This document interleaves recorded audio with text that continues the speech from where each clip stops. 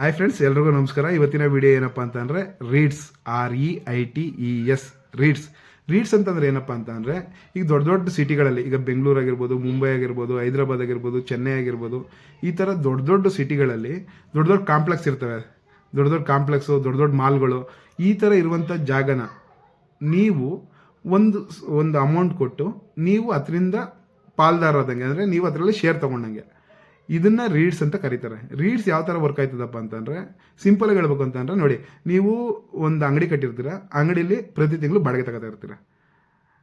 ಆದರೆ ನೀವೇ ಸ್ವಂತ ಜಾಗದ ಒಂದು 50 ರಿಂದ 60 ಲಕ್ಷ ಬಂಡವಾಳ ಹಾಕಿ, ಒಂದು 5 ರಿಂದ 10 ಲಕ್ಷ ಅಂಗಡಿ ಕಟ್ಟಿ, ನೀವು ಮಂತ್ಲಿ ಇನ್ಕಮ್ ತಗೊಳ್ಳೋಕ್ಕೆ ಇದನ್ನು ಬಾಡಿಗೆ ಅಂತ ನೀವು ನಿಮ್ಮ ಜಾಗಕ್ಕೆ ಬಾಡಿಗೆ ತಗೋತಾ ಇದ್ದೀವಿ ಅಂತ ಹೇಳ್ತೀರ. ಅದನ್ನೇ ನೀವು ದೊಡ್ಡ ದೊಡ್ಡ ಮಾಲ್ಗಳಲ್ಲಿ, ದೊಡ್ಡ ದೊಡ್ಡ ಆಫೀಸ್ಗೆ ಬಾಡಿಗೆ ಕೊಟ್ಟಿರ್ತಾರೆ. ಈಗ ಹೊಸ್ದಾಗಿ ಯಾರೋ ಸ್ಟಾರ್ಟಪ್ ಮಾಡಬೇಕು ಅಂತ ಅಂದ್ಕೊಂಡಿರ್ತಾರೆ. ಅಂಥವ್ರಿಗೆ ನೀವು ಬಾಡಿಗೆ ಕೊಟ್ಟು ಮಂತ್ಲಿ ಇಷ್ಟು ಅಂತ ಈಸ್ಕೊಂಡಂಗೆ, ಇದನ್ನು ರೀಡ್ಸ್ ಅಂತ ಕರೀತಾರೆ. ಈ ರೀಡ್ಸಲ್ಲಿ ಏನಪ್ಪ ಒಂದು ಪ್ಲಸ್ ಪಾಯಿಂಟ್ ಅಂತಂದರೆ, ಮಿನಿಮಮ್ಮು ನೀವು 300 ರಿಂದ 500 ರೂಪಾಯಿ ಒಂದು ಯೂನಿಟು ಅಷ್ಟು ಬಂಡವಾಳ ಹಾಕಿದ್ರೆ ನಿಮಗೆ ಒಂದು ಯೂನಿಟ್ ಕೊಟ್ಬಿಡ್ತಾರೆ. ಅಂದರೆ ಈ ದೊಡ್ಡ ಜಾಗದಲ್ಲಿ ನಿಮ್ಗೊಂದು ಸಣ್ಣ ಪಾರ್ಟ್ ಕೊಟ್ಟಂಗೆ. ಅಂದರೆ ಈಗ ಮುಂಬೈಯಲ್ಲಿ ನೀವು ಯಾವುದೋ ಈ ಮಂತ್ರಿ ಮಾಲ್ ಅಂತ ನೆನ್ಕೊಳ್ಳಿ. ಮಂತ್ರಿ ಮಾಲಲ್ಲಿ ಯಾವುದೋ ಒಂದು ಮೂಲೆ ನೀವು ಬಂಡವಾಳ ಹಾಕಿ ಒಂದಿಷ್ಟು ಕೊಟ್ಟು ನೀವು ತೊಗೊಂಡಂಗೆ, ಇದನ್ನು ರೀಡ್ಸ್ ಅಂತ ಕರೀತಾರೆ. ನೀವು ಒಂದು ಮಿನಿಮಮ್ ಇಲ್ಲ ಅಂದ್ರೂ ಇದರಿಂದ ಏನಪ್ಪ ಬೆನಿಫಿಟ್ ಅಂತಂದರೆ, ಈಗ ನಾವೇ ಬಂಡವಾಳ ಹಾಕಿ ಒಂದು 50 ರಿಂದ 60 ಲಕ್ಷ ಬಂಡವಾಳ ಹಾಕಿ ತಗೊಳ್ಳೋಕ್ಕೆ ಎಷ್ಟು ಜನದ ಕೈಲಿ ಆಯ್ತದೆ ಹೇಳಿ? ಆಗಲ್ಲ, ಕಷ್ಟ ಅದೇ ನೀವು ಏನೋ ಪ್ರಾಪರಾಗಿ ಬಾಡಿಗೆ ಬರಲಿ ನನಗೆ ಅಂದರೆ, ನನ್ನ ಅಷ್ಟೊಂದು ದುಡ್ಡಿಲ್ಲ, ಸ್ವಲ್ಪ ಹಾಕಿ ಇವಾಗಿಂದ ತಿಂಗಳ ಒಂದು 2,000 3,000 5,000 ಹಾಕಿ ಅದರಿಂದ 3 ತಿಂಗಳಿಗೊಂದ್ಸಲ ನನಗೆ ಬಾಡಿಗೆ ಬರೋ ಥರ ಆಗಲಿ ಕಣಪ್ಪ ಅಂತ ಯಾರು ಯೋಚನೆ ಮಾಡ್ತಾರೆ, ಅಂಥವ್ರಿಗೆ ಈ ರೀಡ್ಸು ಬೆಸ್ಟು. ಈ ರೀಡ್ಸಲ್ಲಿ ಮಾರ್ಕೆಟಲ್ಲಿ ಲಿಸ್ಟ್ ಆಗಿರುವಂಥದ್ದು 4 ರೀಡ್ಸು. ಇದು ಸ್ಟಾಕ್ ಥರ ಸಡನ್ನಾಗಿ ಮೇಲೆ ಹೋಗ್ಬಿಡೋದು, ಸಡನ್ನಾಗಿ ಕೆಳಗಡೆ ಬಂದ್ಬಿಡೋದು, ಆ ಥರ ಏನಾಗಲ್ಲ. ಅಷ್ಟೊಂದು ವಾಲಟಿಲಿಟಿ ಇರಲ್ಲ. ಹೆಂಗೆ ಅಂದರೆ, ನೀವು ಒಂದು ಜಾಗ ತಗೊಂಡಿರ್ತೀರ, ಆ ಜಾಗನ ಯಾರಿಗೋ ಪಾಲು ಕೊಟ್ಟಿರ್ತೀರ, ಆ ಪಾಲಲ್ಲಿ ಅದರಲ್ಲಿ ಏನು ಲಾಭ ಬರ್ತದೆ ಅದನ್ನ ನಿಮ್ಗೆ ಕೊಡ್ತಾರೆ. ಆ ಜಾಗ ಬೆಳೀತಾ ಇದ್ದಂಗೆ, ಅದ್ರ ವ್ಯಾಲ್ಯೂ ಬೆಳೀತಾ ಇದ್ದಂಗೆ ನಿಮಗೆ ನೀವು ಯಾವತ್ತು ಮಾರಬೇಕು ಆ ರೇಟ್ಗೆ ಅವತ್ತು ಮಾರ್ಕೋಬೋದು. ಇದನ್ನು ರೀಡ್ಸ್ ಅಂತ ಕರೀತಾರೆ. ಈ ರೀಡ್ಸಲ್ಲಿ 4 ಅದರಲ್ಲಿ 3 ಆಫೀಸ್ಗೆ ಬಾಡಿಗೆ ಕೊಟ್ಟಿರುವಂಥವು.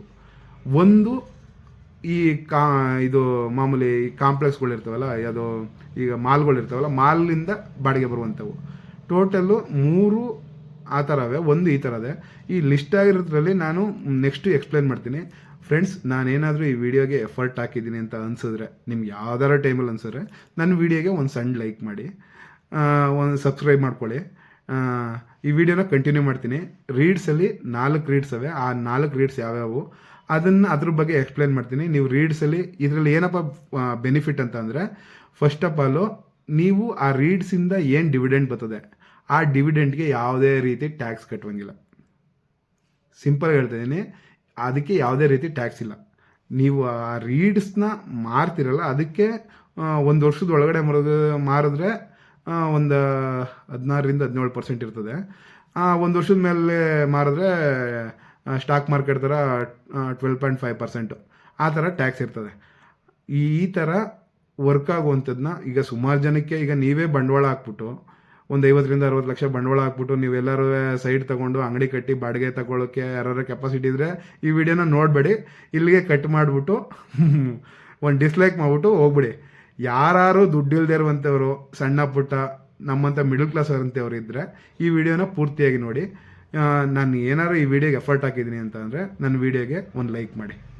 ಇಲ್ಲಿ ನೋಡಿ ಫ್ರೆಂಡ್ಸ್, ಕಾಣಿಸ್ತಾ ಇತ್ತಲ್ಲ, Nexus, Mind Space, Embassy, Brookfield ಅಂತ.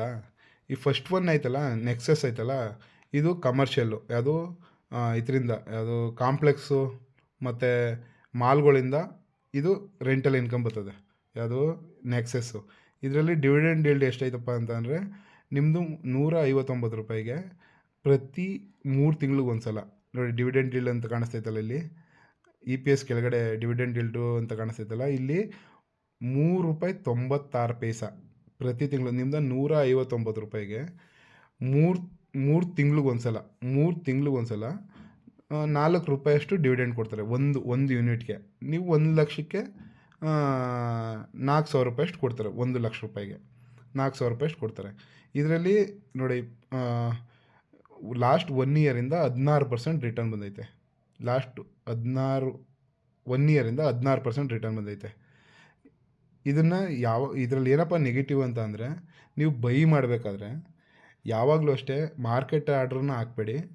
ಇದರಲ್ಲಿ ಯಾವಾಗ್ಲೂ ನೋಡಿ ₹159 ನಿಮ್ಗೆ ಎಷ್ಟು ಬೇಕಷ್ಟು ನೀವು ಒಂದಾರು ಪರ್ಚೇಸ್ ಮಾಡ್ಬೋದು, 1,000ನಾರು ಪರ್ಚೇಸ್ ಮಾಡ್ಬೋದು.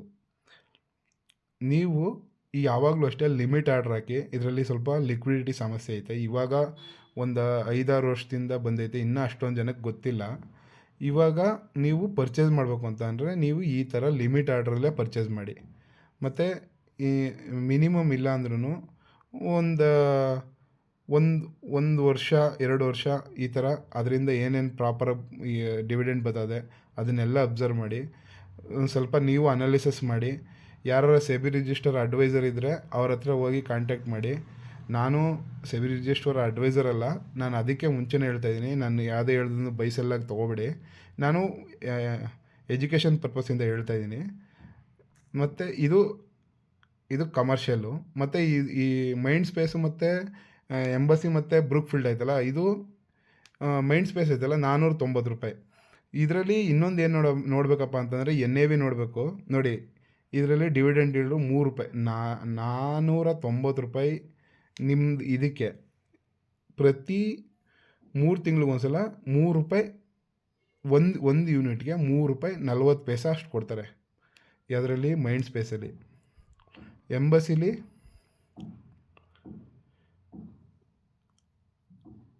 ₹5.35 ಕೊಡ್ತಾರೆ. ಬ್ರೂಕ್ ಫೀಲ್ಡಲ್ಲಿ ₹3.96 ಕೊಡ್ತಾರೆ. ಈ ಥರ ಡಿವಿಡೆಂಟ್ ವರ್ಕೌಟ್ ಆಯ್ತದೆ ಫ್ರೆಂಡ್ಸ್.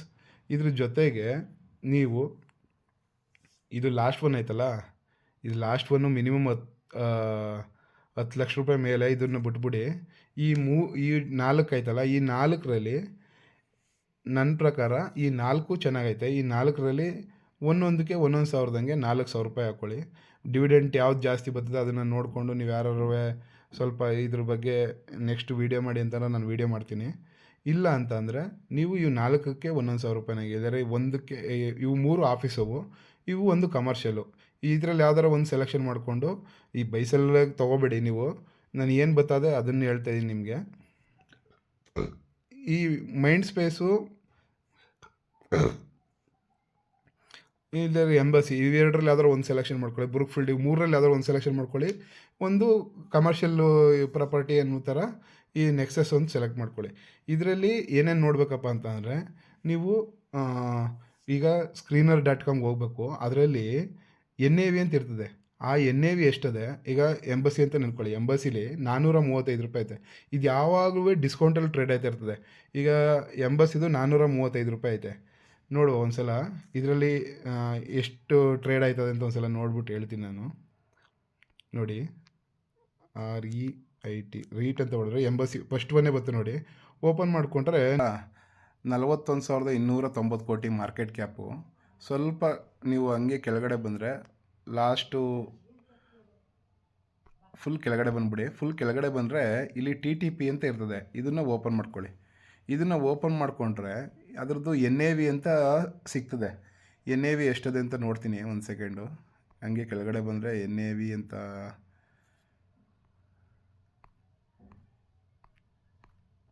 ಒಂದು ಸೆಕೆಂಡು. ಇಲ್ಲೈತೆ ನೋಡಿ, NAV ಪರ್ ಯೂನಿಟ್ ಅಂತ ₹445. ಇದು ಯಾವಾಗೂ ಡಿಸ್ಕೌಂಟಲ್ಲಿ ಟ್ರೇಡ್ ಇರ್ತದೆ. ಮಿನಿಮಮ್ ಇಲ್ಲಾಂದ್ರೂ 15% ಡಿಸ್ಕೌಂಟ್ ಯಾವಾಗಿರ್ತದೆ.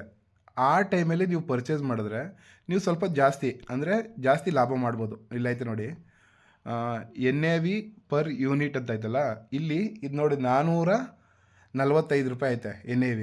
ಬಟ್ ಇಲ್ಲಿ ₹435, ₹10 ಡಿಸ್ಕೌಂಟಲ್ಲಿ ಟ್ರೇಡ್ ಆಯ್ತದೆ. ಯಾವಾಗಲೂ ಮಿನಿಮಮ್ ಒಂದು 15% ಡಿಸ್ಕೌಂಟಲ್ಲಿ ಇದ್ದಾಗ ಒಳ್ಳೆ ರೇಟ್, ಅದು ಒಳ್ಳೆ ರೇಟಲ್ಲಿ 15% ಡಿಸ್ಕೌಂಟಲ್ಲಿ ಇದ್ದಾಗ ನೀವು ನೋಡ್ತಾ ಇದ್ದು ಅದನ್ನು ನೀವು ಪರ್ಚೇಸ್ ಮಾಡಿದ್ರೆ ನಿಮಗೆ ಬೆನಿಫಿಟ್ ಜಾಸ್ತಿ ಇರ್ತದೆ.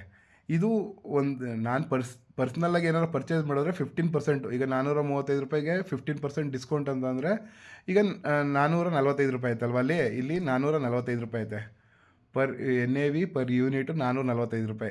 15% ಡಿಸ್ಕೌಂಟ್ ಅಂದರೆ ₹435 ಐತೆ. ಒಂದು ₹5 ₹10 ಡಿಸ್ಕೌಂಟ್ ಆಯಿತು ಅಂತಂದರೆ 15% ಡಿಸ್ಕೌಂಟ್ ಬಂದಂಗೆ ಆಯ್ತದೆ. ಆ ಟೈಮಲ್ಲಿ ನಾನು ಪರ್ಚೇಸ್ ಮಾಡ್ತೀನಿ. ಈ ಥರ ಫ್ರೆಂಡ್ಸ್ ನೀವು ಇದನ್ನು ರೀಡ್ಸ್ನ ಪರ್ಚೇಸ್ ಮಾಡ್ಬೋದು. ನೀವು ₹435 ಕೊಟ್ಟು ಒಂದು ಯೂನಿಟ್ನ ಪರ್ಚೇಸ್ ಮಾಡ್ಬೋದು. ಅದು ಡಿವಿಡೆಂಟ್ ಎಷ್ಟು ವರ್ಕ್ ಆಯ್ತದೆ, ₹5.35 ವರ್ಕ್ ಆಯ್ತದೆ.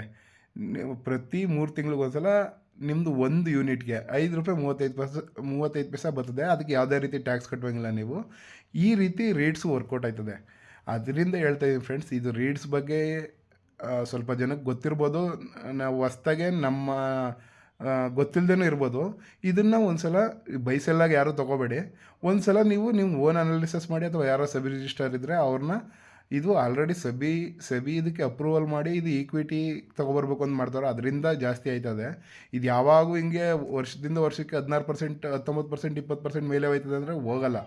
ಬಟ್ ಏನಂತಂದರೆ ನಿಮ್ಗೇನಾದರೂ ಇಂಡಿಯಾ ಗ್ರೋತ್ ಆಯ್ತದೆ, ರಿಯಲ್ ಎಸ್ಟೇಟ್ ಚೆನ್ನಾಗಿ ಬೂಮ್ ಆಯ್ತದೆ, ಈ ಥರ ಆಫೀಸಿಂದ ಮತ್ತು ಮಾಲ್ಗಳಿಂದ ಬಾಡಿಗೆ ಚೆನ್ನಾಗಿ ಬರ್ತದೆ ಅಂತ ನಿಮ್ಗೇನಾದರೂ ಅನಿಸಿದ್ರೆ ನೀವು ಓನ್ ಅನಾಲಿಸಿಸ್ ಮಾಡಿ ಇದನ್ನು ಪರ್ಚೇಸ್ ಮಾಡಿ ಫ್ರೆಂಡ್ಸ್. ಈ ವಿಡಿಯೋ ಏನಾದರೂ ಇಷ್ಟ ಆದರೆ ನಿಮಗೆ, ನಾನು ಏನಾದರೂ ಎಫರ್ಟ್ ಹಾಕಿದ್ದೀನಿ ಅಂತಂದರೆ ಇವಾಗಾದರೂ ಒಂದು ಲೈಕ್ ಮಾಡಿ ಫ್ರೆಂಡ್ಸ್. Thank you.